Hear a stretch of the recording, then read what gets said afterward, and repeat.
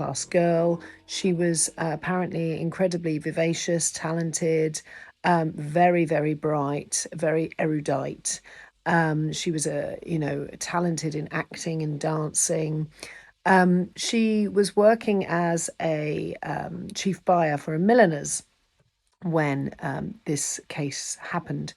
So she actually, in 1915, met and married the man up there you see reading the paper, Percy Thompson, and they moved into a nice house in Ilford and started their married life together. Now, it was around 1920 that they met a young naval officer called Frederick Bywaters, and they started up a friendship with him. Now, Frederick was actually being invited to holiday with the Thompsons. He was even at one point asked to move in, and he did. He moved in with them, which I find quite strange that Percy would sort of allow this. It seems that Percy was completely oblivious that both Edith and Frederick were developing a romantic attraction to each other, and they very quickly started an affair. Now, it was in 1921 that Frederick was finally thrown out of the house by Percy because Percy was having an argument with his wife and he apparently struck her, and Bywaters intervened, at which point he was, thrown out. So it seems that Percy was either somewhat aware of something going on between his wife and Frederick, or maybe he was just inclined to domestic violence. There had been reports that Edith was covered in bruises, prior to all this happening. So on the fateful day, October of 1922, the Thompsons, Edith and her husband Percy, were walking back home late at night after attending the theatre when they were ambushed by an assailant who came out and stabbed Percy to death, and Edith was thrown to the floor, apparently inconsolable and hysterical. Now, she was obviously taken into the police station, and unbeknownst to her, Frederick Bywaters was arrested the following evening, and he was being detained as well. And Edith Thompson, this is where it all gets a bit unethical. She was actually tricked by the police officer while she was being held in prison and being questioned, and she was told that Frederick Bywaters had been arrested and had confessed, which he hadn't at this point. Now, Edith then apparently broke down and confessed that she'd had an affair with Bywaters, and all the details of their liaison came out. Now, both of them were then duly arrested for murder, and they were put on trial together at the Old Bailey in London. Now, Frederick Bywaters confessed his guilt and said that he'd done it, but he'd done it without the knowledge or involvement of Edith. She didn't know anything about it.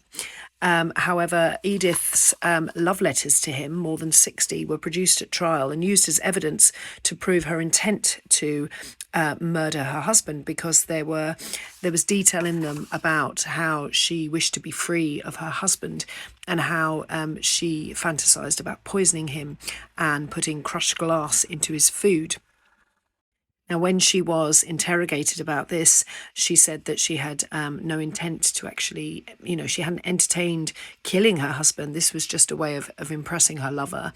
And, she was just fantasizing about it. However, the pair of them were found guilty by the jury and sentenced to death by hanging. Now, this was quite a high-profile case at the time, and more than 1 million people actually signed a petition to have them both reprieved, particularly Edith, from the death penalty, but that was refused, and they were both actually executed on the 9th of January 1923. Edith Thompson was hanged at Holloway Prison, and Frederick Bywaters was hanged at Pentonville Prison. Apparently, in the days leading up to her execution, Edith Thompson was in a near hysterical state. She was in great, great distress in her jail cell, crying, inconsolable, and unable to eat. She actually had to be sedated and carried out to her execution in that way, because they couldn't get her there otherwise.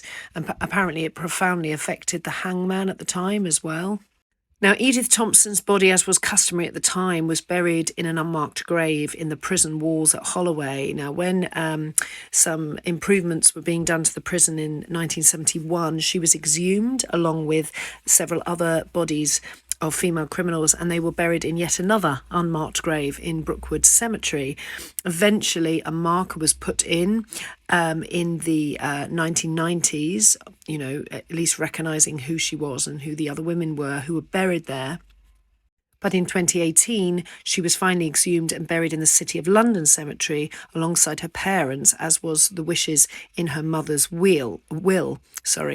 Her only surviving sister by the 1970s, or only surviving relative, should I say, was her sister, Avis Graydon, who she was very, very close to. And in interviews, Avis Graydon had expressed a desire for there to be a remembrance service held for her on the anniversary of her death every year at a nearby church. And apparently since the 1990s, that has been taking place at St Barnabas Church in East Ham.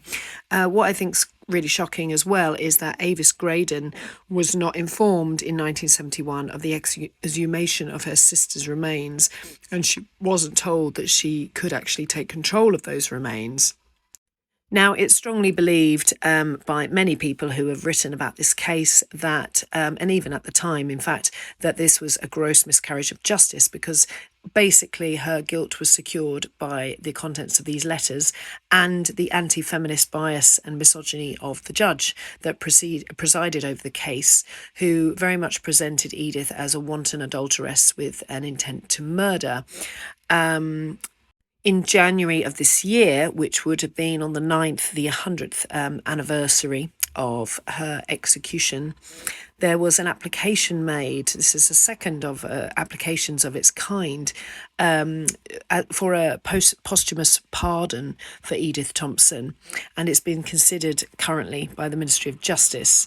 The previous application of this kind had actually been rejected in 2022, last year, by the then Justice Secretary Dominic Raab, and is now being reconsidered. It's a fascinating case to look into, a very, very sad one. You can see behind me there, that's her existing grave, current grave at least, Edith Thompson, and there's Edith Thompson and Frederick behind me. He was in his 20s when he was executed, and she was also just 29 when she was put to death. It's a very tragic case, and clearly a miscarriage of justice, and it has such an impact that it's still being discussed and debated today. If you are interested in these sorts of stories, we talk about them in our new tour, Jailbirds of Old London, which we are running on the 2nd and 22nd of July next month. And in particular, one case that also took place in 1923 involving a female assailant who, this case ends, without giving it away, quite differently to Edith Thompson's case. So do check out the link below, which I will post to book this tour if you are in London.